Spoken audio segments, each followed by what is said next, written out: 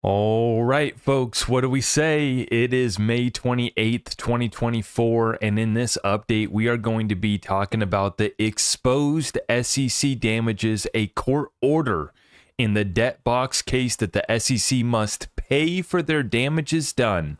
And if they have some damages to pay for in the debt box case, well, they might have a little bit of damages to pay for in the SEC versus Ripple case. We're going to get into it, folks, with a full update on current events, financial markets, and how we're going to get on the right side of the greatest transfer of wealth in world history. I appreciate everybody for stopping by. I did drop a real estate update this morning. Make sure you guys don't miss that. I know it doesn't get us as excited, not as sexy as crypto, but just as equally as important as we navigate this moment in time. We want to understand every single asset class. So you guys know we've been talking about precious metals. I've been updating the real estate reset playlist along with some of our most recent interviews. We just added another one with Andy Sheckman.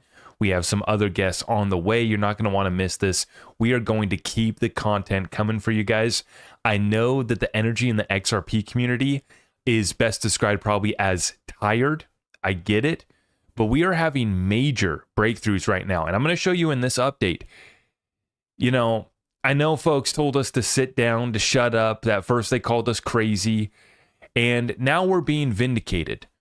And eventually we will be vindicated on price of the XRP token as well. For now, we are being vindicated. We are being backed up with fundamentals, with facts, with discovery that is taking place at a much broader, a much larger scope and scale than just some crazies in the XRP community who keep on talking about this ETHgate story, right? Remember when they called us crazy for this one? And now we are vindicated completely. Now, let's get right on into it, folks. We have a lot to cover. I do want to get to some Q&A at the end of this session, so I'm going to go through rapid fire through my update. If you guys have comments, questions, you can start dropping them down below, and we're going to work through this update. It is an amazing time to be alive, and the opportunity, I tell you what, there's more opportunity than we can even get to. Every single day, I feel like I'm passing up on opportunities just because I'm trying to stay focused on what I know best. But for those of you guys that out there that are willing to apply yourself, get educated, continue growing, learn this new technology, and apply it to just good old-fashioned work ethic, and you're willing to outwork our competition, which is not hard to do. When our competition wants to do a 4-hour work week or do a, some sort of deal that doesn't involve actually getting any sort of value to the marketplace, we don't have competition. And that's why I get so excited about bringing you guys these updates on a daily basis, is because I know that my energy can be shared with you guys on a daily basis. We're going to continue showing up. We're going to continue fighting.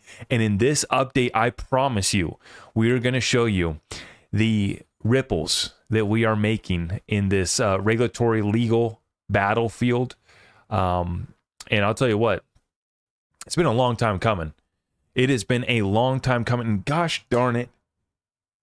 1 second.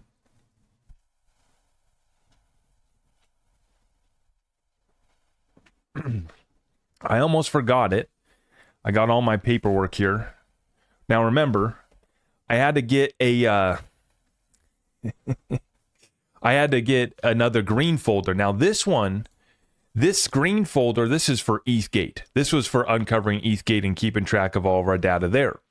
The red folder, well, this was for the damages done to the XRP community and part of that regulatory capture that's much bigger than XRP, much bigger than crypto, but it all started with the damages done to the XRP community. I added another folder when our good friend Steven Narioff hit the scene, and he started to vindicate us with some real hardcore evidence and firsthand witness account of what took place.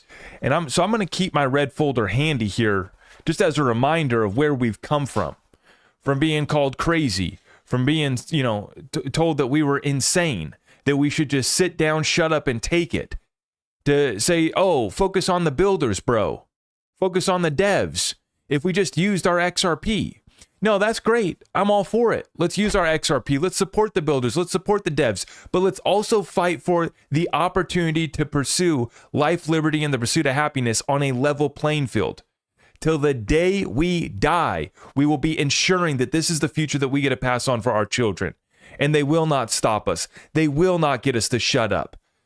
And I commented tonight on Twitter when this came across my desk, CPAC issuing basically, I'm going to go into it later. I'll show you guys what the whole deal is, but this is CPAC, right? And they issue a deal and I retweet it. And there's a guy that says, people really shouldn't listen to you. And I just get a kick out of it. I get a laugh because they can try all they want. We're not going anywhere. We're going to double down on what got us here. And we now stand humbly behind our leaders like John Deaton, who are taking the fight straight to him against Elizabeth Warren. We have Trump now saying that he's for crypto, that he's going to keep Elizabeth Warren from our crypto. How does that get done? By electing John Deaton. What does John Deaton represent? Everything that made this country great, everything that made this country an opportunity. There's a reason why he called this book The Food Stamp Warrior. He really did it. He is the embodiment of the American dream. And where is that opportunity? Is that opportunity slipping away? Should we just bend over and take it like the critics want to say? Like those that tell us to just focus on building. And you guys know, I've made my show open to all the builders, anybody building real utility on the XRP ledger. As Brad Keim says, come on in. You have a spot on my show. I'd love to expose and shine the light on people building on the XRP ledger. But I also am going to have sessions like we are here tonight, where we expose the damages done to the XRP community and the broader American people. This is bigger than XRP, bigger than crypto. This is regulatory capture of our capital markets. If we don't have it, we don't have that opportunity, that American dream that we're all fighting for. Let's get right on into it, folks. This is truly incredible. This is the state of the United States of America right now. Check it out. Secret Service members reportedly met with local jail officials this month to prepare for the possibility that Trump is found guilty and sentenced to prison. A United States president is about to be locked up. This is where we're at. The more chaotic it gets, the better the opportunity for us. But nobody said it was going to be easy. Nobody said that we were going to get a free pass. We were going to have to fight like heck. And that's what we're doing right now, with actor Robert De Niro showing up at the Trump trial, playing his role in this whole theater, playing his role right here. Robert De Niro says, quote, "The government will perish from the earth if Trump gets reelected as U.S. president." Now, here we are in the middle of 2024, an election cycle, and this is what we got coming across our headlines. This is what cause we need to get behind, apparently, right? We got folks showing up here and saying that our country will cease to exist. Our government will cease to exist if this guy gets in again. It's pretty dramatic. I'll tell you what. I'm not here to play politics. I'm not here to debate the politics. All we want, simple demand: life, liberty, pursuit of happiness on a level playing field. Thank you very much. And I'll get into this separately. I'm not going to talk really about these issues much further here. What I want to focus on is the fact that we're losing this reserve currency status, and it's being shown right here with atrocious bond auctions. Folks, take a look at this. This one's from Zero Hedge. Yield surge after ugly 2-year auction as foreign demand tumbles. Let me zoom in a little bit there for you. Today's first of 2 coupon auctions, the sale of $69 billion in 2-year paper and 5-year auction follows at 1 p.m. And guess what? The 5-year auction was terrible as well. Nobody wants our crap. They're tired of our BS. Politics aside, we're done with your currency for trade. We're done with your bonds and your currency as a reserve. We're just done with it completely. And so stopping at a high yield of 4.9%, today's auction not only carried the highest yield since last October's 5.055%, but tailed the when issued 4.9% by 1 basis points. This was the third tail in the last 4 2-year auctions. Nobody wants our crap. The bid to cover slumped to 2.41 from 2.66 and was not only below the 6 auction average of 2.59, but was the lowest since November of 2021. This is the state of America. While we want to get caught up in the political theater, the foreign buyers are not showing up. And this is institutional buyers, and this is also sovereign wealth funds like Saudi Arabia, which just dumped nearly half of its U.S. stock position. $15 billion worth of U.S. equities dumped. It was equivalent to 41% of their portfolio. They're done. We just covered how China has been dumping treasuries. These exact treasuries, these bond auctions are going terrible, right? Well, not only are the auctions going terrible as they try to issue new bonds, issue new debt, right? Because they're running such a high deficit, adding about $1 trillion to the budget to the deficit every 100 days, on pace for about $3 trillion per year. No big deal, right? Somebody else will pay for it. Well, not only are they struggling to issue the new debt, the old bonds are now being sold off by all these countries that are done with it. And funny enough, we actually just saw the Treasury announce the first buyback of bonds since 2002. I covered that earlier this week, and this actually started today. So right now, they're only going to be doing about $2 billion per week, which is not at the scale that we were doing back in 2020 when we opened up Powell's Pandora's box. But this is the first buyback of bonds that we've officially had since 2002. So that's what I was saying. I'm not expecting Trump to save me. I'm not expecting Biden to save me. I really am not letting the political theater get me caught up from focusing on my business. And I want to encourage you guys to do the same thing. It's only going to get more crazy from here. He or she who gets focused first and stays focused longest will win most. Let's talk crypto. Now, today, Mt. Gox moved all 141,000 Bitcoin to 3 new wallets and all 142,000 Bitcoin Cash to a new wallet. These transfers are in preparation for repayments. The repayment deadline is October 31st, 2024. Now, you got Bitcoin, disguised whales. You got Bitcoin, we don't know who owns it, right? Going way back, all these early wallets. We don't even know who created it, right? Who's Satoshi? And then with Ether, same thing. We don't know who the disguised whales are. We know they've covered it up.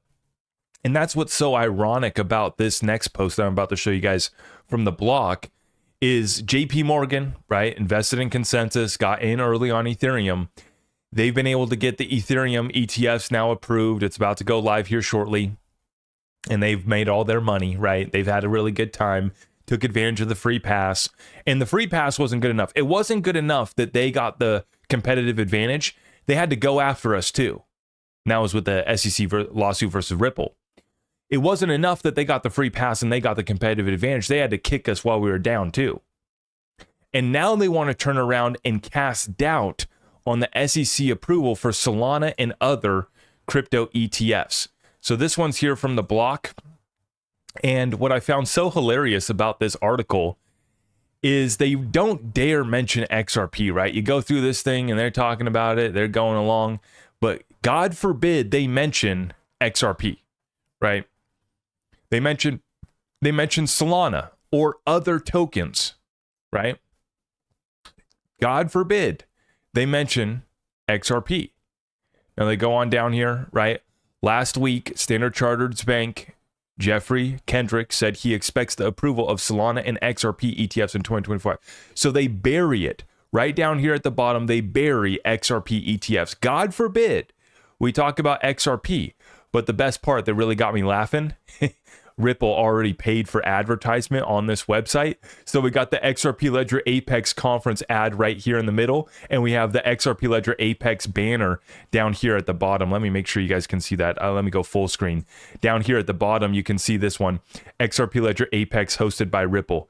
So despite the fact that they are doing everything that they can, not to mention XRP, casting doubt on the SEC approval odds for Solana and other crypto ETFs, we're still getting that ad spot, which I just love to see. And why the heck would we not get an XRP ETF approved? We already have the clarity on what it is. Meanwhile, we don't have clarity on what it is. And basically what they're doing is, in a roundabout way, they're actually declaring Ethereum a commodity by approving these ETFs, assuming that they're actually going to go through with it, right? They've approved the 19.4Bs, but we're still waiting for them to approve the S1s and for trading to begin. Assuming that they are, that would be the informal declaration that Ethereum is a commodity. And what is this whole thing about? Covering up. We don't want to go to where the bodies are buried at, back on that Ethereum ICO. And we want to cast doubt on an XRP ETF, even though it's the most clear case to be made for an ETF getting approved. Now, as I titled this session, SEC damages exposed, not clickbait, not sensationalism, not a joke. The damages are real.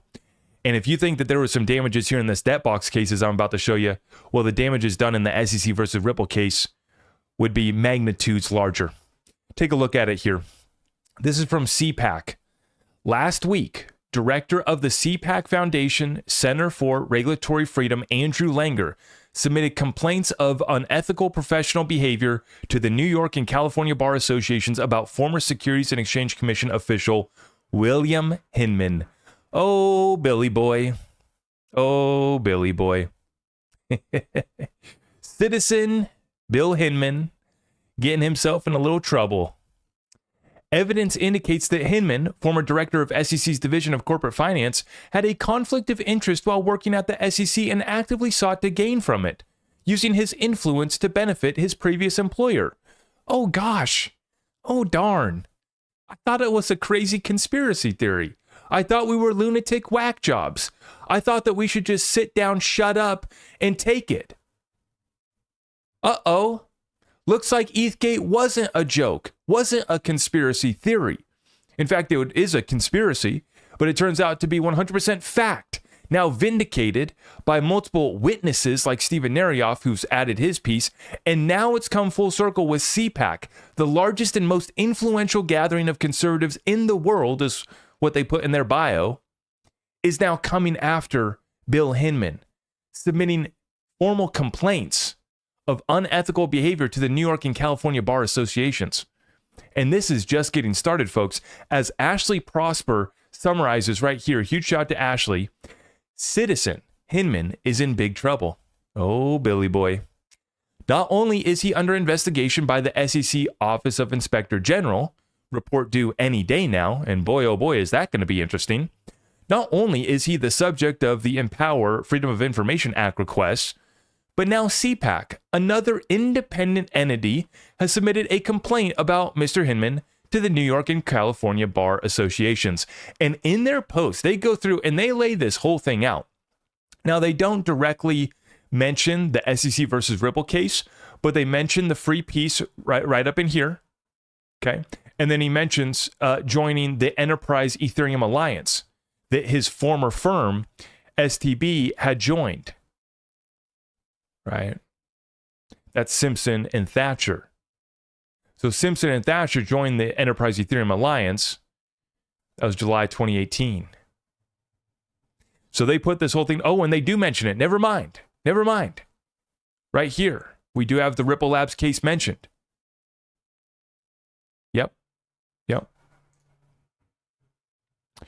So folks, they're putting this whole thing together. And once again, this is from CPAC. This organization's really not about crypto. I don't know if they have an official crypto policy. We're starting to see that basically both sides of the aisle are starting to develop a crypto policy. And they're both starting to see that, oh, wow, there's a block of about 50 million independent voters that we can capture if we say that we're pro-crypto. And what's happening now is folks are starting to take a look into this just like we did. Hey, the government came after us first. We wanted to put up a defense with ourselves. So we got in touch with some of the smartest lawyers in the industry, and we started to develop a case here. We started to collect evidence. We put a timeline together. And the facts in the timeline have never been in dispute. Despite the fact that we were called crazy and all this, no one's ever been able to prove us in our timeline wrong. And now that this is going mainstream, this just takes us back to the point that I've been trying to make about XRP. The story is going viral. And if you want to see some price action on the token, and I know you do, because I listen to folks talking about it every single day, focusing on that instead of the fundamentals, well, this is what puts us in that right direction of standing out amongst the crowd as the crypto project here with legal clarity, with real utility, and part of exposing a broader corruption that was an attack upon the whole industry. It took the whole industry getting sued themselves for them to realize it. When it was just Ripple getting sued, they could care less. And in fact, they cheered on the SEC. Oh yeah, go get them. Go get those big, bad, evil Ripple guys. Yeah, go get Brad Garlinghouse. right? Those XRP holders, go get them. That banker's coin. They kicked us and they spit on us while we were down. And it took them getting sued now. Now the SEC is going on a rampage after everybody else that they actually do have a case against. That's the funny part that we've been, saying this whole time, is that the SEC under the law has plenty of room to work, has plenty of cases to go after, has plenty of money to be made. I mean, they should be having record years, year after year, for the foreseeable future as they go prosecute these crypto cases that are, in many cases, actually fraud, and clear violations of the securities laws as written, as on the books, as the court precedent allows for. But what the SEC did is they wanted to do overreach. What JP Morgan and the gang wanted to do was regulatory capture and hijacking this industry and controlling with the monopolistic tactics that they live by. Once again, the CEO, right, the head honcho, Jamie Dimon, how does he operate? He talks it down, says it's criminal activity, says there's nothing happening over here. Meanwhile, they're picking up a bag. Meanwhile, they're making sure that they're institutional custodians for the Bitcoin spot ETFs. This is not a game. Now, the game to them is how much money can we make? It's not enough to make the billions that they make. It's a matter of dominating. It's a matter of having that monopoly, of having that control. The money's not enough. They want the power too. And that's why these guys get so corrupted when they get into the positions of power. They can't help themselves. Now, this is what we're watching right now. Continuing on this thread, the judge is now ordering the SEC to pay $1.8 million in damages for abusing its power against the crypto company DebtBox. Now, this is the case here where the lawyers for the SEC actually lied and falsified information against DebtBox, had a restraining order put against the company, had the assets frozen, made them go bankrupt, and then it turned out that they completely fabricated all the information. And now the judge was considering sanctions actually against these lawyers, but is now set here a $1.8 million penalty against the SEC that they must pay for the damages for abusing its power against the cryptocurrency company DebtBox. So this has come full circle. Remember, people told me I should be shut down for talking about the damages. People told me that I should be shut down for making a point with my red folder. How's that program working out now? Now, we're starting to break through. We're starting to get clarity while the rest of the space still has that cloud over them. It's unfortunate. But do I feel any sympathy for them? No, absolutely not. And in fact, I would appreciate them if they paid some respect where it's due, and we're finally starting to see them do that. And this is an article by Forbes that did just that. Team Ripple is putting a stake in the ground. This is from Forbes. The victory certainly contributed momentum to the effort to pass FIT 21. So they're directly acknowledging that the victory in the SEC versus Ripple case here that Ripple had in the broader XRP community, as XRP in and of itself not being a security, how monumental this was towards us getting this bill passed that just happened last week. Ripple is one of the top funders of Fair Shake PAC, and this is one of the leading political organizations for change in DC. Team Ripple is putting a stake in the ground. So we're finally starting to get the recognition that we have deserved for a long time coming. Why the Securities and Exchange Commission, are we going to get that? Lost its war on crypto. That's the title of this article from Forbes. Why the Securities and Exchange Commission lost its war on crypto. Who's on the front page here? Our good friend, Brad Garlinghouse. And this is the story coming full circle for everyone to see. What comes next? What comes next is the release of the XRP Unleashed documentary, where folks will be able to watch this whole story on Netflix. They'll be able to watch it on Amazon or wherever it gets put on. So while folks are sitting at home having their popcorn and they want to hear a juicy story about corruption and a story of the little guys and gals fighting for victory and fighting and achieving a hard-fought battle and coming out victorious, this is a story that's going to sell big time. And I believe that these platforms, they should be fighting over who gets the rights to this story. It's going to sell well. This is not just another crypto bro story. This is a story that encapsulates a fight for literally the American dream, the opportunity at life, liberty, and the pursuit of happiness on a level playing field. This encapsulates the whole story, the whole fight against that, and how we have a segment that has come out victorious. We have a team at Ripple that has shelled out $200 million of their own money. We have a candidate in John Deaton who has spent, how much did he spend? He spent like $1 million, maybe a couple million already of his own money. Because that's the only advantage that Elizabeth Warren has against John Deaton is she's backed by the banksters. She's backed by the big Wall Street. She's backed by the big groups that I won't mention here on this platform. And you know what I'm talking about. And that's the only place that she has John Deaton beat. But that's changing. And it's a grassroots effort, which is beautiful to see. With John Deaton now getting coverage from the Boston Herald. Crypto Airy had shared this one. The Boston Herald covering John Deaton and his run to unseat Warren from the article, quote, polling has shown that Warren could be vulnerable in this election cycle, especially against an opponent along the veins of the previous Massachusetts governor. There you have it.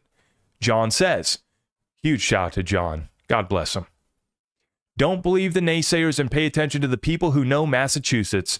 Polling has shown that Warren could be vulnerable in this election cycle, especially against an opponent along the veins of the previous Massachusetts Republican governor. And this is the moment where we go viral with this story. How is Trump going to keep Elizabeth Warren and her friends, I'm not going to say what he actually said, but Elizabeth Warren and her friends from our crypto? By electing John Deaton. What happens when John gets elected? Our XRP story goes viral for the entire nation to witness and observe. What happens when the XRP Unleashed documentary gets finally put out after this case concludes, after John Deaton gives Elizabeth Warren a run for her money and defeats Elizabeth Warren becoming a senator from the great state of Massachusetts? What happens in that moment in time? We take the lead. We take the lead. Now, are we going to pass Ethereum again? I think it can be done. Are we going to surpass Bitcoin for the number one spot? I think that we're a ways off from that one. But the momentum behind our community is so absolutely massive. And it's so sad that folks are so lost with the blinders on. All they can look at is today's price. Oh gosh darn, it was down another 2 cents today. Meanwhile, those of us over here in the fight, I barely even check crypto on a daily basis anymore because I'm not trading right now. So I check it a few times a day. See where we're at. But what we're observing right now is the moment that we've all been waiting for, and folks, we're getting hit with it in the face, and folks have been so worn out. I get it. I get it. Like I said, the damages done to our community are massive. We've been advocates for this community. We've been fighting. We've been saying that the damages are worth hundreds of billions and maybe even trillions of dollars, despite them calling us crazy lunatic whack jobs, telling us that we should sit down, shut up, and take it like little peasants. But we're Americans. We're patriots. And we're going to fight till the very end. Life, liberty, and the pursuit of happiness on a level playing field. It's a simple demand. Very straightforward. Doesn't have to be complicated. But they want to corrupt everything that was great about this country and that opportunity. And we're going to stop them. We're in the middle of defeating this enemy. And you want me to cry about XRP price action? You missed the plot. You missed the plot. XRP price action's coming. And it only goes further the more that we win in this battlefield as well. And yes, we're still going to support the builders. Yes, we're still going to support the developers. God bless them.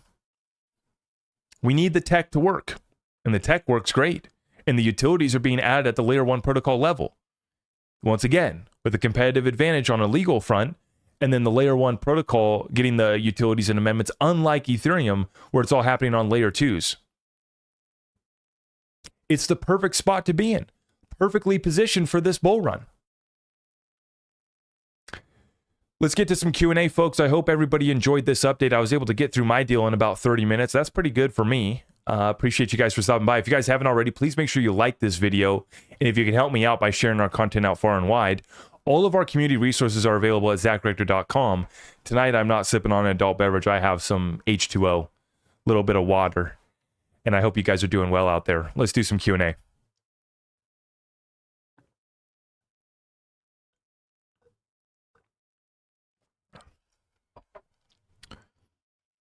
What's up? What's up? How are we doing tonight?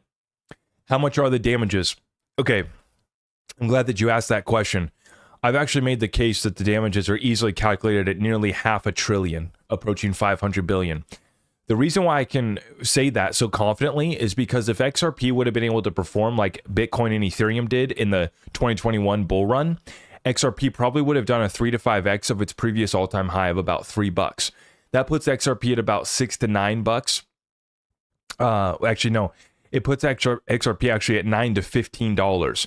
But even if you just go with a conservative assumption of about $10, $10 XRP would have achieved a market cap of about 500 billion at the time. So when you add in the fact that we had Ripple spend $200 million, we had a lot of people that were actually forced to sell off their XRP, and we're forced to sell XRP at a loss, and all the damages done to retail holders. That's massive. That's a tough one to calculate, but that just gets added on top of the market cap that XRP would have achieved had we been on a level playing field. Think about this. You had Bitcoin, Ethereum, Litecoin, all these other coins that had been around for a while. During the last bull run, they did a 3 to 5x or more from the previous high of the 2017-2018 bull run. So this is what I call a conservative assumptions with simple maths, keeping it simple for us, right? The old KISS principle. Keep it simple, stupid. Simple maths, conservative assumptions. If XRP would have been on that level playing field and would have just been able to go do its thing and done a 3 to 5x of the previous all-time high, that's a $9 to $15 XRP. That's a market cap of about 500 billion at the time back in 2021 with the circulating supply of XRP. So that's why I say just using that assumption, just using that point right there, I say that the damages and the missed opportunities worth about 500 billion to the broader XRP community. If you were a stakeholder in XRP, we missed out on a collective opportunity that was valued, in my opinion, worth hundreds of billions of dollars, conservatively. Now, if it would have gone to $15, that's a much higher. I mean, it just goes up from there.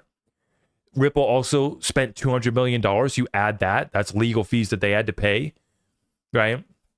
And now the case for damages is still strong despite the fact that Ripple did lose on one point. You know, the sales to institutions were ruled as an investment contract. They lost on that.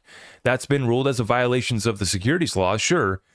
But it doesn't stop the fact that the SEC tried to include all of the XRP community in the lawsuit by saying that XRP in and of itself was a security.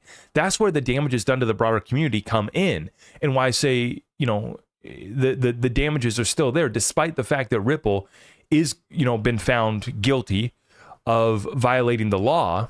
It's a very, very small violation, by the way, and it's the only institutional investors, and there's no harm, no foul. So according to the Grovel case and that precedent that was set over there, no disgorgement should be paid. Maybe a small penalty for not registering. And this is why Ripple made the suggestion of $10 million, right? They're saying, hey, yeah, okay, you got us. We had some contracts, the way that they were set up, they were sophisticated contracts that did include some lockup stipulations and some expectations that do constitute an investment contract. We'll concede on that point. And we think that, yeah, okay, you got us there. But nobody lost money. In fact, everybody made a bunch of money. And these are institutional, sophisticated investors that you are not here to protect. You're supposed to be protecting average Joe Blow retail.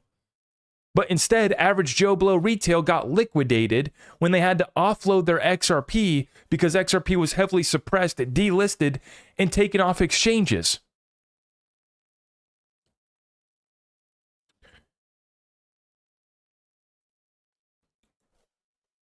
With ETHgate in the background, how can we even talk about it going with an ETF? That's what I've been saying, is that the approval of the ETF just concludes the corruption in the story. You know, that's where it wraps up. where they try to wrap it all up and bury everything with the ICO.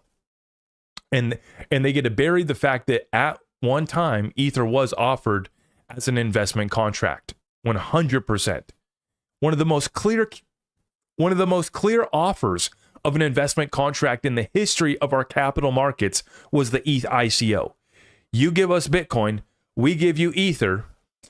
It was the most obvious investment contract in the history of our financial markets. One of them, right? Very clear, very clear.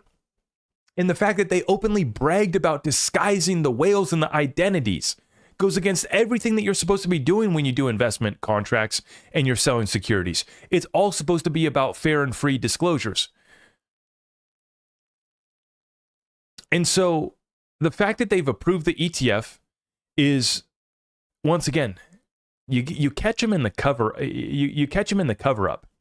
So you don't catch them while they're committing the crime. Usually, you catch them in the cover up when they're trying to discard the crime. And that's where we've caught them all in this regard. That's where they're trying to wrap this thing up, seal it up, and say, yep, Ethereum at one time, and they'll never admit it. They'll never admit it, that at one time it was a security, that it was an investment contract, the ICO. They're never going to admit that. But they're going to try to wrap this thing up and seal it up with this ETF approval and say, yep, okay, we concede. Now it's a commodity. Have fun with it. Now that we've already loaded up our bags, and the ETFs are going to allow for all these institutional investors to dump their Ether, which is the setup that I've been warning about. The ETH dump is coming. It's going to be glorious for those of us that are prepared, whether you want to go short or whether you want to look at that as an opportunity to pick up. Remember, if you would have played Bitcoin this way, which I didn't because I don't really like holding Bitcoin too much, Bitcoin went up to 49,000 before the ETFs went live. And then the day that they went live, that was the top. Then they fell to 38,500. And then they went back up to 74,000 and set a new all-time high before the halving. So they nearly doubled again after collapsing in price after the ETFs went live. So if Ethereum is about to do the same thing, right, you could literally just buy that sell-off correction that comes after the ETFs get approved, and then watch Ether go to wherever it's going to go this bull run. And I talked about it in last night's live show about the crazy Ethereum predictions, all the way from $10,000 to $24,000 Ethereum. And despite everybody wanting to shut us down and say, hey, we're not allowed to talk about high price predictions for XRP, they can talk about it all day in the Ether world, you know. And the fact that the Bitcoin community can talk about Bitcoin being a world reserve currency with no shame, you know, no one tries to shut them down, right? But God forbid we say that XRP could be a world reserve digital currency. God forbid we say that it already is one. It already is being treated as one by Ripple and by doofus morons like myself that are stubborn XRP holders that are going to hold on to this bag and hold on to it for a very long time. And see, here's where I'm at with this whole support the builders, support the developers deal. I'm here for it. To go support the developers and go support the builders, I've set up other wallets. You know, I don't touch my regular XRP holdings. And I would encourage you guys to maybe, think about doing something similar, where you set up a different wallet address that you use to interact with the XRP ledger, that you use to interact with the AMMs, that you use to go buy NFTs, that you use to go do on-chain lending when that goes live. All of the utilities are coming, and we can start doing stuff. We can start buying projects and supporting the builders. But I go buy new XRP for that. I don't touch my XRP stash that's a world reserve currency. That's a reserve currency on my balance sheet. I don't touch that. I go buy some more of it, and then I throw that towards whatever project I want to support. The AMMs went live. I threw a little bit of money at that. I haven't thrown a whole lot. But same thing. Same process. I'm not touching my reserve currency bag. I'm touching my let's go have some fun bag. So it's actually not a big mistake being bearish on ETH. It's just, simply following history. Going back to January, we have incredible precedent. We have an incredible track record of what is coming to Ether. And the same people that were telling me, just enjoy the pump, bro, when Bitcoin was pumping all the way up to 49,000, I was saying it was a bull trap rally and that we were going to have a massive sell-off and dump after the ETFs went live. The same folks are now telling me the same thing about Ethereum. Just enjoy the pump, bro. You're making a big mistake being bearish on ETH. Well, time will tell who's right, okay? History has shown us what happened with Bitcoin, and Ethereum's only pumped about half as much as Bitcoin did before the ETFs went live. Bitcoin did 100% rally, 25,000 to 49,000, and Ether's only done about 40%. So, yeah, I mean, we'll see who's going to be right in that regard. But I'm not bearish on ETH for this cycle. I think that ETH's going to go 7 to 10,000 is kind of my prediction. There's going to be massive sell pressure at 5,000 if we can extend up to that before the ETFs. That would be pretty dramatic. I don't know if that's going to happen. It seems like the wind's kind of already been knocked out of the sails of Ethereum lately. Once again, we're consolidating at about 3,800. And we did that push up to 39, almost 4,000 just the other day. And that's great. That's great. Once again, I'm not bearish long-term on Ethereum, really at all. Short-term, I'm just waiting for history to repeat once again. The Hinman speech sunk them. They don't want that out. That's it. That's it. I don't know what I want more, XRP to moon already or more time to accumulate. It's a tough one. It's a tough one. It is nice picking it up here at 2-for-1 special. So you just admitted that 10,000 ETH is possible. Well, absolutely. I'm talking about a short-term move after the ETFs go live. Just like what happened with Bitcoin. It was a short-term correction, 23%. And that's all I'm expecting again for Ethereum is a short-term correction. I'm not saying the Ether is going to come to an end. I'm not saying it's going to cease to exist. I'm not saying it's not going to go set a new all-time high this bull run. I'm just saying don't fall for the short-term bull trap rally. Stu, I appreciate that. Aussie money, brother. Thank you so much. Zach, keeping it real as usual. Appreciate your efforts. I appreciate you, brother. Thank you so much, Stu. God bless you, my friend. God bless you.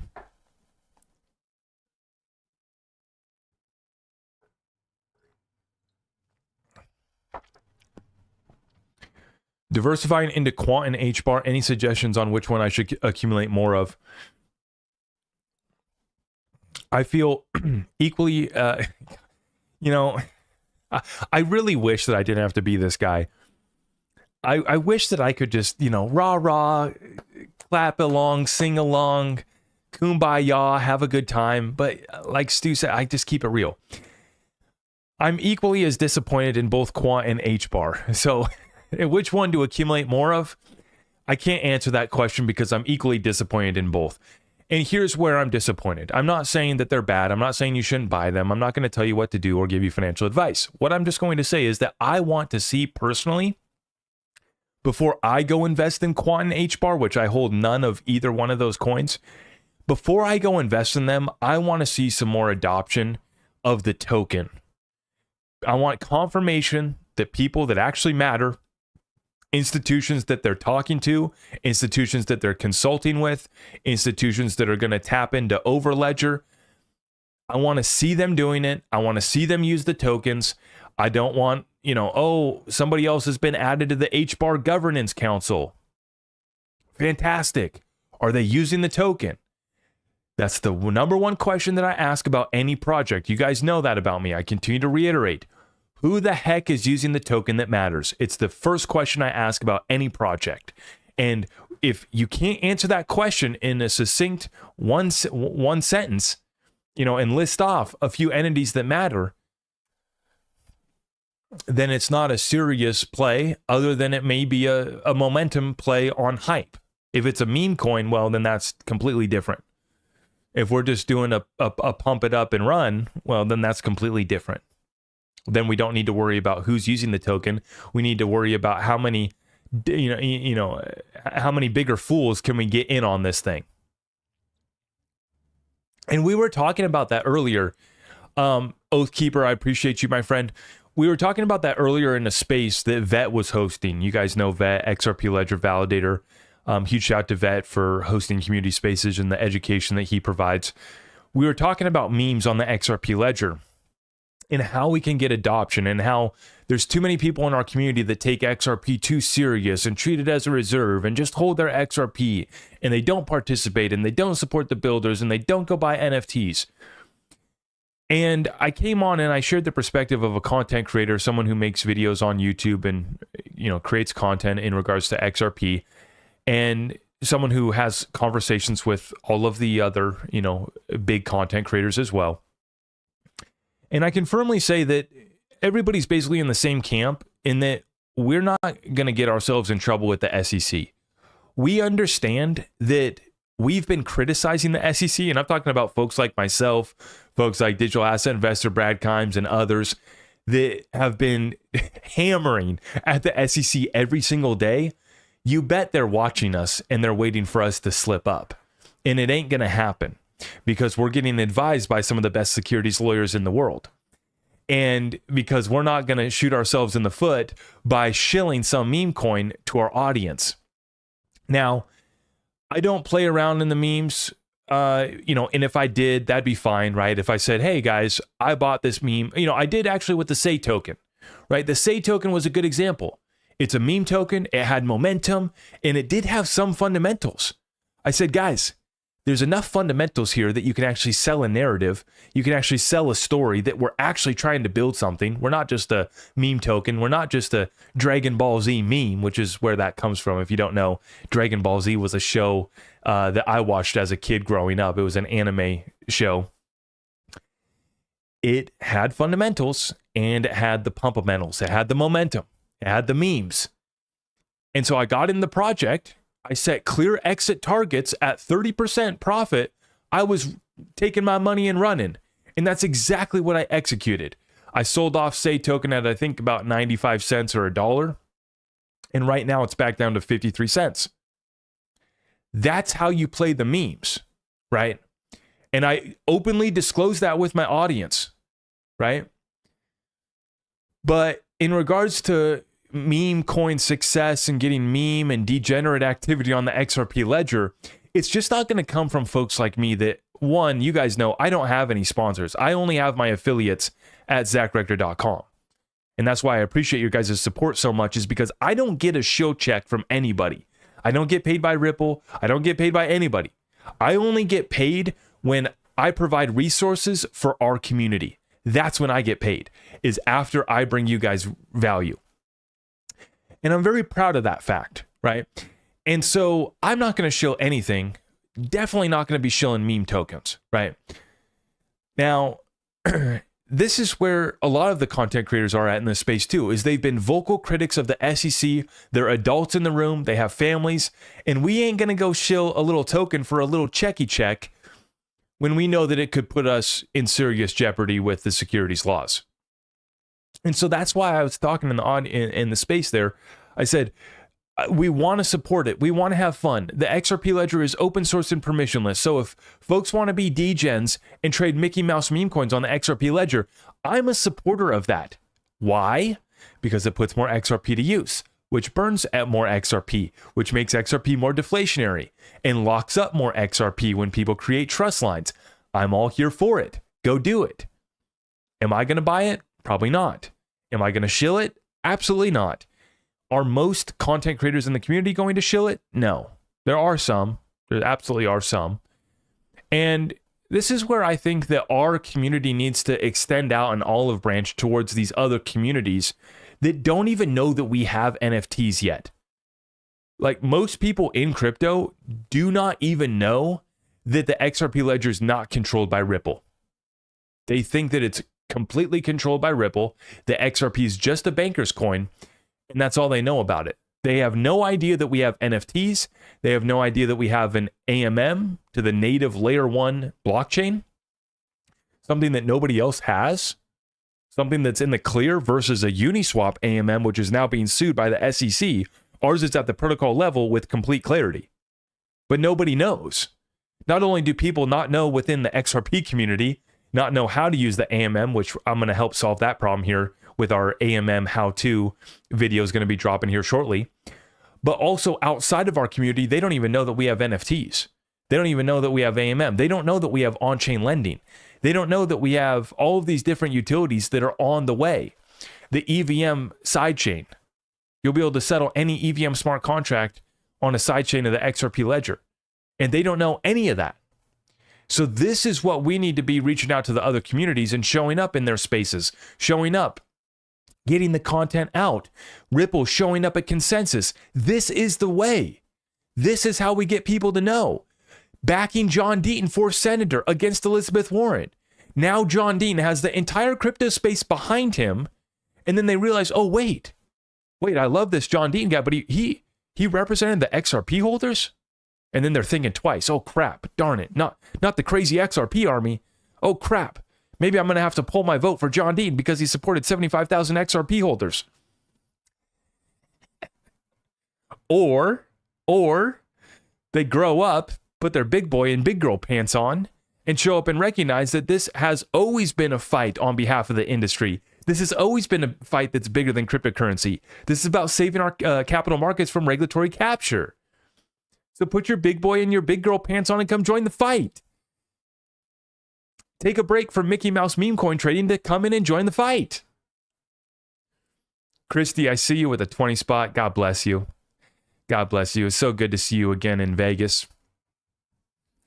Got to see Christy twice so far this year. Got to meet up with her down in Scottsdale, Arizona. Got to meet up with her in Vegas. And there's nothing compares to the in-person meetups with the community.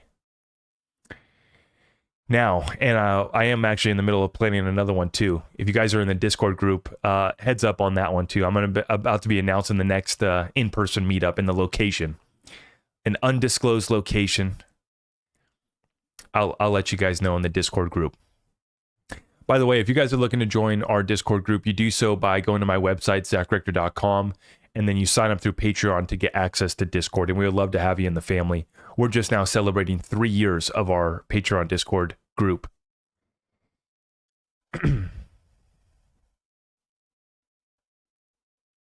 We do have a picture together, don't we, Shannon? Absolutely. And it was great to see Shannon again. I've seen Shannon twice this year, too. Saw Shannon up in good old Vancouver, up north. And that was a lot of fun. And then we got to see Shannon in Vegas once again. Love you guys.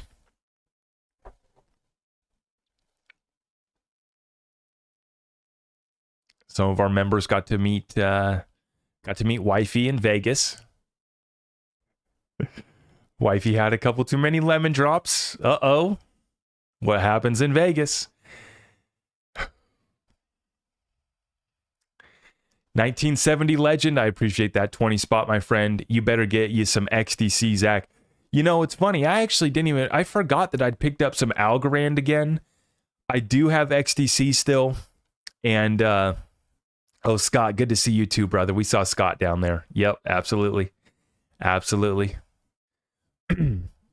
And, yeah, I do have XDC. I forgot that I'd picked up some more Algorand.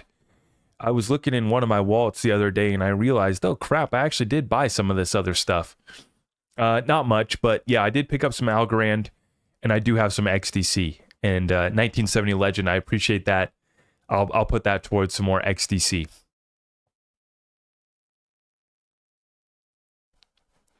Red folder holder.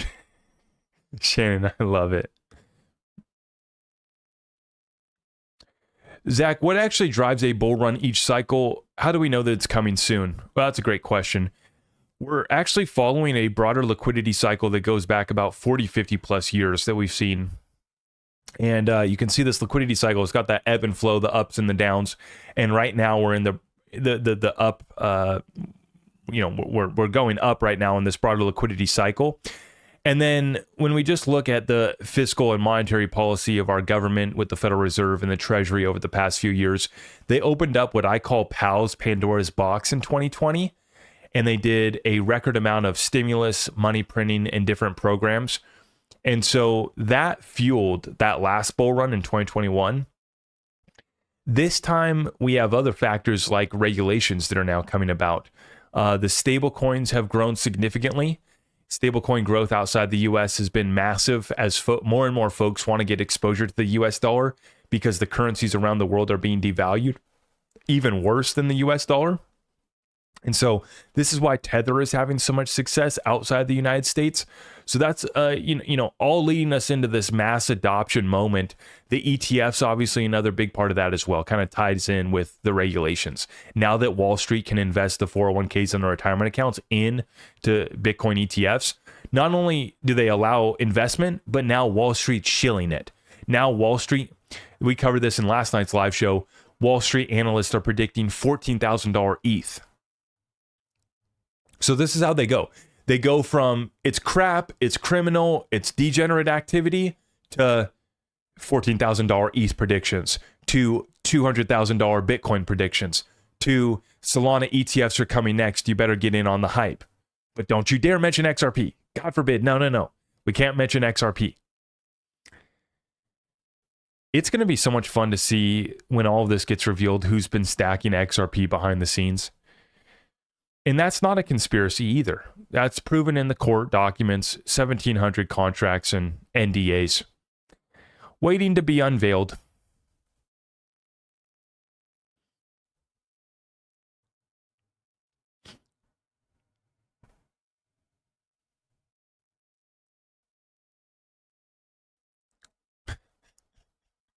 I love it. I love it. Got Pepe, Shib, ladies, Doge, Elon, Bonk. I appreciate it. I love it, man. I love this space. God bless the degenerates. I pray for them. May God forgive them for their sins. I'm only half joking.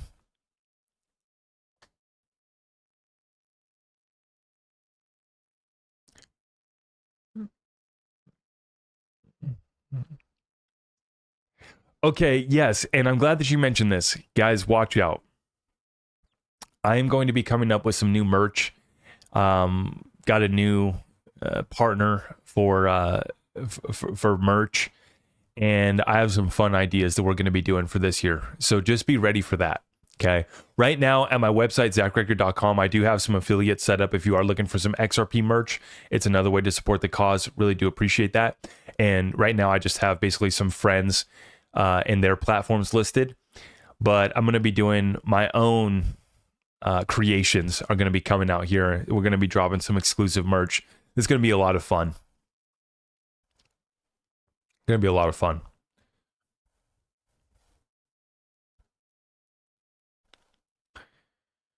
All right, guys, I'm going to wrap up this session. I do appreciate everybody for stopping by. If you guys haven't already, please make sure that you like this video. If you haven't already, make sure you subscribe, hit that notification bell. We will be back live tomorrow, so make sure you guys stay up to date with us, stay tapped in. If you want to get in touch with me, it's at zachrector.com. All of our community resources are available right there. Oh, by the way, I was so excited talking about exposing the SEC damages, so excited to be vindicated with my red folder.